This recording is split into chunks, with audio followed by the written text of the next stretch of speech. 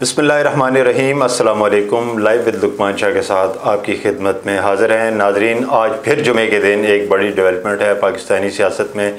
इमरान खान साहब को election commission ने तोशाखाना रेफरेंस में नायल कर दिया। तोशाखाना रेफरेंस क्या है और नायली की वजूहत क्या हैं, इस पर हम गुफ्तगू करेंगे। हमारे साथ हमारे सीनियर दोस्त, सीनियर साफ़ी जनाब ज़फ़र शेख साहब मौजूद है। अस्सलाम वालेकुम शेख साहब। वालेकुम अस्सलाम। शेख साहब, आपकी हमदर्दी बिलाशुबा इमरान खान साहब के साथ है, लेकिन ये बताएं कि ये तोशाखाना उनके गले कैसे पड़ गया?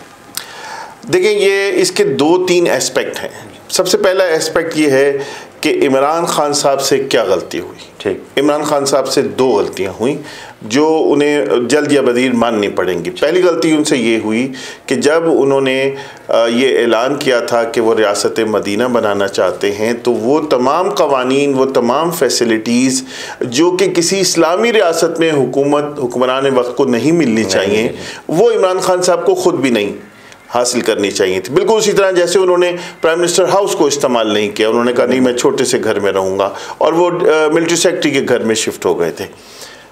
बिल्कुल उसी तरह ये जो तोशाखाना है, तोशाखाना के लॉ ये मौजूद था कि 20% की आप मालियत दे के आप उसमें से जो तहाइफ आए हुए हैं गैर मुल्क से, वो आप हासिल कर सकते थे। ये बुनियादी उसूल के ही ख़िलाफ़ था। ये सबसे पहली और बड़ी गलती इमरान खान साहब से हुई। उन्हें उसमें से कोई बेनिफिट हासिल नहीं करना चाहिए था। बिल्कुल।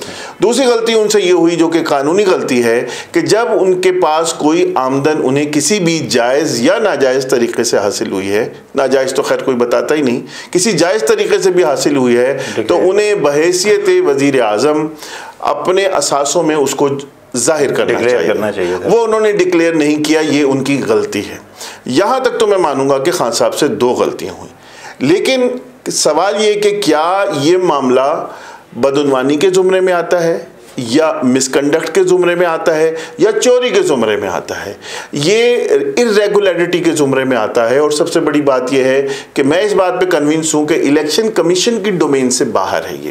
ये मामला इलेक्शन कमीशन का नहीं है, और अगर इलेक्शन कमीशन ये समझता है कि ये उसका काम था, तो ये वाहिद हुक्मरान नहीं है जिसने तोशाखाना से चीज़ें ली। इससे पहले भी जितने हुक्मरान वो आज तक मौजूद रहे, आज भी जो वज़ीर आज़म इस वक्त इख्तिदार में बैठे हुए हैं, उन्होंने बेशुमार चीज़ें ली। आज जो स्पीकर कौमी असम्बली बैठे हुए हैं, उन्होंने बहैसियत वज़ीर आज़म तोशाखाना से चीज़ें ली। सर, ये मसला तो नहीं, हम साबका हुक्मरानों को तो आप छोड़े ना। इमरान खान आए थे एक बड़ी तब्दीली के लिए, रियासत मदीना का नारा लेके।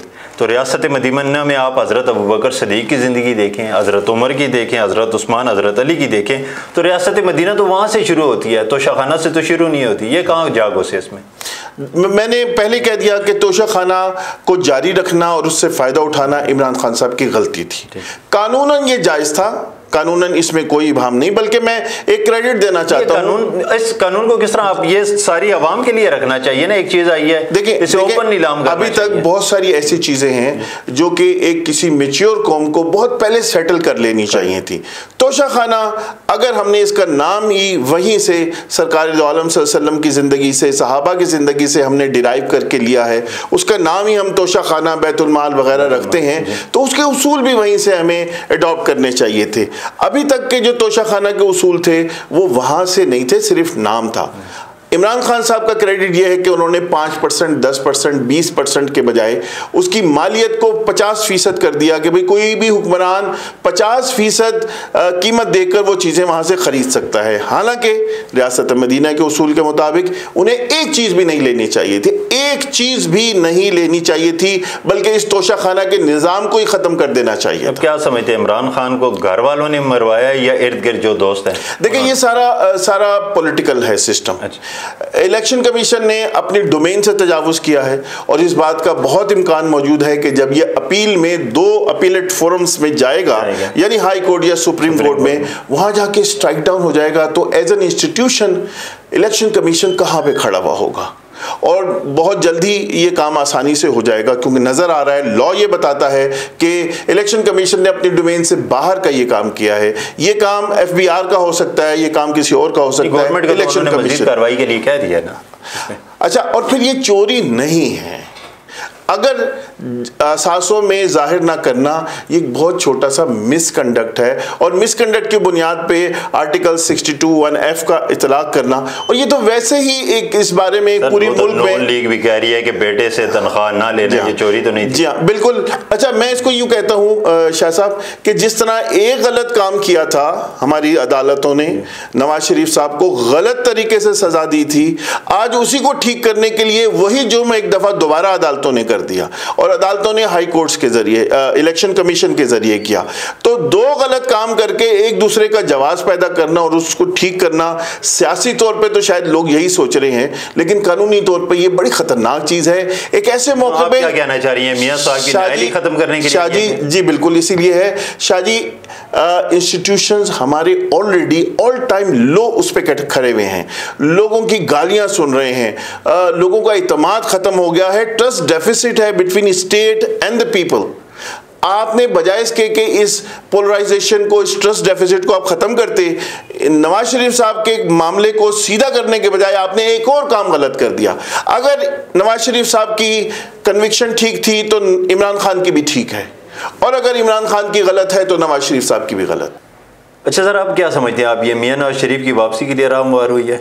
देखिए, बज़ाहिर तो यही लग रहा है कि जो पॉलिटिकल डिज़ाइन है इस कन्विक्शन के पीछे वो यही है कि मियां नवाज शरीफ की वापसी की राह हमवार की जाए, और इमरान खान साहब को मजबूर किया जाए कि जनाब अगर आप ये चाहते हैं कि आपकी कन्विक्शन ख़त्म हो तो नवाज शरीफ साहब की भी इसी बुनियाद पर होनी चाहिए। और ऑलरेडी सुप्रीम कोर्ट एक से ज़्यादा दफ़ा इस बारे में अपनी राय दे चुकी है। लेकिन मैं नहीं समझता कि ये इतना आसान होगा, क्योंकि इसमें और बहुत सारी चीज़ें भी इन्वॉल्व हैं। असल जो इसके बारे में हम यकीनी से कोई बात कर सकेंगे वो 29 नवंबर के बाद होगी, जब पाकिस्तान की मजमूई सूरत हाल तब्दील हो चुकी होगी। जनरल बाजवा साहब बाकायदा गार्ड ऑफ ऑनर लेके घर जा चुके होंगे, मिलिट्री की एक नई कमांड होगी, एक नई सोच के साथ होगी, उसके आगे नए अज़ाइम होंगे, और वो ऑलरेडी जो है वो बार बार ये कह चुके हैं। लगता यही है कि मिलिट्री अब सियासत में पड़ने वाली नहीं। हाँ, लेकिन उन्होंने अपनी जान छुड़ा लिया इस गन से। बिल्कुल ठीक किया उन्होंने, और वो कह भी यही रहे हैं। लेकिन जो गड़बड़ हो चुकी है और जिसमें वो भी कहीं ना कहीं शरीक रहे हैं, उसकी सफाई की हद तक तो बहरहाल उन्हें अपना रोल प्ले करना पड़ेगा। और मेरा ख्याल ये है कि वो फिर मुदाखलत की दावत दे रहे हैं कि सियासी अमल में वो फिर आए। शाह जी, अब जब बाहर हैं तो ये खुद ठीक नहीं कर सकते सियासी अमल, सियासतदान खुद मिलकर नहीं कर सकते। देखें, ये इतना बड़ा गंद पड़ चुका है कि किसी थर्ड पार्टी इन्वॉल्वमेंट के बगैर ये गंद साफ भी नहीं हो सकता। तो एक हद तक आर्मी को बहरहाल अपना रोल अदा करना पड़ेगा, और मैं इस बारे में कन्विंस हूँ। मैं आर्मी के पॉलिटिकल रोल के हक में नहीं हूँ, लेकिन इस गंद को साफ करने के लिए सब लोगों को, अपोजिशन, गवर्नमेंट, पॉलिटिक्स को अपनी जगह पे लाने के लिए बहरहाल आर्मी ही एक ऐसा इंस्टीट्यूशन है, एक ऐसी पावर है पाकिस्तान की जो कि सूरत हाल को कंट्रोल करके एक खास मकाम तक ला सकती है। उसके बाद वो अपनी ड्यूटी अदा करें, फबेहा हमारे सर आंखों में। लेकिन सर, अभी ताज़ा इमरान खान साहब ने 13 जमातों को शिकस्त भी दी, आप देख रहे हैं। अभी उनकी नाअहली सियासी अदम इस्तेहकाम की तरफ मुल्क नहीं बढ़ रहा। यही तो मैं कह रहा हूँ कि ये बाकायदा डिज़ाइन है, और पूरे मुल्क में बहुत सारे लोगों का ये ख्याल भी है शाह जी, बहुत सारे लोगों का ख्याल ये है कि इसके ज़रिए इमरान खान जैसी एक इंतहाई पावरफुल पॉलिटिकल फोर्स को आप कन्फ्रंट कराना चाहते हैं सिस्टम के साथ, उन्हें मैदान में लाना चाहते हैं, क्योंकि आप उसके बगैर जीत नहीं सकते। ये अनफेयर गेम खेला गया है इमरान खान के साथ। इसको कोर्ट्स में जाके कोर्ट के प्रोसेस में होना चाहिए था, बजाय इसके कि इस लेवल पे इलेक्शन कमीशन में आके हुआ है, जो गलत तरीका है। तरीका इसका गलत है। नहीं, तोशा खाना रेफरेंस पे चलें एक दफ़ा फिर मैं आप सवाल करता हूँ। ये पिछले जो हुक्मरान थे उन्हें भी इसमें लाया जा सकता, समेटा जा सकता है। अब तो एक दरवाज़ा खुल गया ना। मेरा ख्याल है कि इस दरवाजे को ज़्यादा खोलने की बजाय इस दरवाजे को हमेशा के लिए बंद करने की ज़रूरत है, वरना वो गंद फैलेगा कि जिसको आप संभाल नहीं सकेंगे। चलें, शुक्रिया सर, थैंक यू। हमारे नाज़रीन, हमारे प्रोग्राम का वक्त इस वक्त ख़त्म हुआ। इंशाल्लाह नई मालूमात और नए तज्ज़िये के साथ आपकी खिदमत में फिर हाज़िर होंगे। तब तक के लिए इजाज़त दीजिए। अल्लाह हाफ़िज़।